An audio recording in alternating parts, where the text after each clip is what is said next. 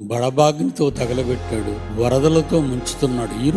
ఈరోజు కూడా ప్రపంచానికి అదే జరుగుతుంది.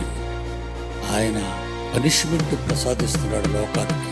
వాళ్ళ అవిధేయత వలన దేవునికి దూరమయ్యారు, దేవుని కోపాగ్నికి దొరికారు. దేవుడు వాళ్ళని నాశనం చేశాడు. తన కోపాన్ని చూపించాడు, తన ఉగ్ర రూపం అది. ఈరోజు ప్రత్యక్షంగా ప్రపంచ పటంలో దేవుడు లేడు అనుకుని లోకానికి సరిపోయే తన శరీర ఆశలు కోరికలు నెరవేర్చుకుంటూ బాహాటంగా భయంకరమైన స్థితిలో పెరుగుతున్న అమెరికాను శిక్షించాడు. అగ్నిశీలలో రగిలిపోయి హాలీవుడ్ స్టూడియోనే కాల్చేశాడు. వాళ్ళ ఆస్కార్ అవార్డులు ఇచ్చే ఆడిటోరియంని కాల్చేశాడు, వాళ్ళ ఇల్లు కాల్చేశాడు. కానీ లోకంలో ఎప్పటికీ కూడా ఇది దేవుని వలన జరిగింది అని వాళ్ళు అనుకోవటం లేదు.